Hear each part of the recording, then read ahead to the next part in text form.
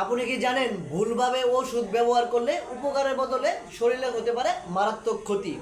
তাই আজকে আমরা মূলত জানবো রোগ মুক্তি ও স্বাস্থ্য সুরক্ষায় কিছু গুরুত্বপূর্ণ টিপস এবং ওষুধ ব্যবহারের সঠিক নিয়ম।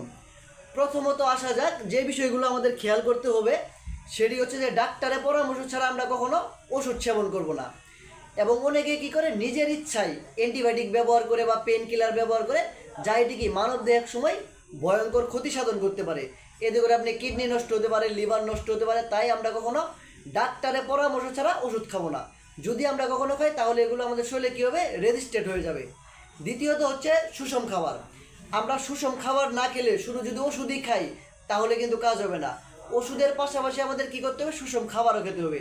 ওষুধটা হচ্ছে আমাদের সাপ্লিমেন্ট, যা দেহে গুরুত্বপূর্ণ ভূমিকা পালন করে। তবে এর পাশাপাশি যদি আমরা সুষম খাবার খাই তাহলে আমাদের ওষুধ এবং সুষম খাবার দুটো একত্রিত হবে এবং আমাদের শরীরের জন্য খুবই উপকার হবে। আমরা যদি সুষম খাবার এবং ওষুধ দুটো একসাথে খাই তাহলে আর কী হবে, আমাদের শরীর দ্রুত সুস্থ হয়ে যাবে।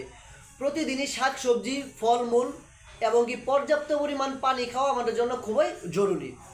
আসা যাক তৃতীয় টিপস, অর্থাৎ তৃতীয় ডাবটা কি।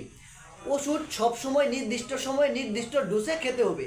যদি আমরা কোনো কারণবশত একটি ডোজ ভুলে যাই বা একবেলা ওষুধ না খাই, সেটা পরবর্তীতে কখনো আমরা ডাবল ডোজে খাওয়ার চেষ্টা করব না। কারণ আমরা যদি পরবর্তীতে ডাবল ডোজে খাওয়ার চেষ্টা করি তাহলে আমাদের শরীরে ক্ষতি হওয়ার সম্ভাবনা রয়েছে। তাই এগুলো আমাদের মাথায় রাখতে হবে। চতুর্থ টিপস হচ্ছে ওষুধ বন্ধ করার সময় অবশ্যই ডাক্তারের পরামর্শ নিতে হবে। আমরা যদি কোনো ওষুধ দীর্ঘদিন যাবৎ খাই, যেমন ডায়াবেটিসের ওষুধ, প্রেশারের ওষুধ, হার্টের ওষুধ, অর্থাৎ কিডনির ওষুধ, আমরা যে ওষুধই খাই না কেন, ডাক্তার যখন বলে যে এটি চলবেই, এরকম কিছু প্রেসক্রিপশন করে আমরা 1 বছর 2 বছর 3 বছর খাওয়ার পর যদি বলি যে এই ওষুধটা আমরা বাদ দিব, হুট করে আমরা বাদ দেওয়াটা ঠিক হবে না। বাদ দেওয়ার ক্ষেত্রেও কী করতে হবে, একজন ডাক্তারের পরামর্শ নিতে হবে। যে ডাক্তার ওষুধটা লিখে দিয়েছে সেই ডাক্তারের পরামর্শ নিয়ে ওষুধ খাওয়াটা বাদ দিতে হবে বা বন্ধ করতে হবে।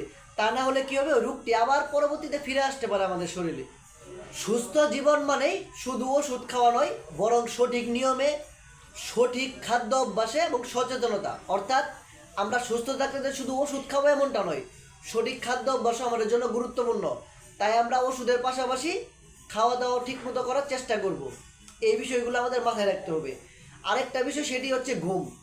মানব দেহে সবচেয়ে ঘুম হচ্ছে গুরুত্বপূর্ণ বিষয়। আপনি যদি সুস্থ থাকতে চান তাহলে ম্যাক্সিমাম 7 থেকে 8 ঘন্টা আপনার ঘুমাতে হবে। আপনি যদি টাইমে ঘুমান তা কিন্তু ঠিক নয়। আপনি রাতের সঠিক সময়ে ঘুমাতে হবে এবং 3 বেলা যে খাবারটা, এই খাবারটা আপনাকে সঠিক সময়ে খেতে হবে।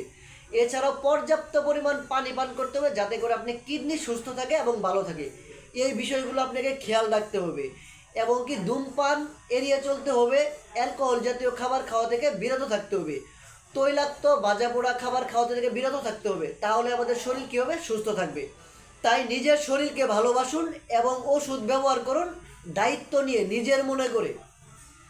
সেই পর্যন্ত সকলে সুস্থ থাকবেন, ভালো থাকবেন। আর আমার এই ভিডিওটি যদি আপনাদের অনেক উপকারে আসে থাকে তাহলে অবশ্যই লাইক, কমেন্ট, শেয়ার করতে ভুলবেন না এবং শেয়ার করে অন্যকে দেখার সুযোগ করে দিবেন।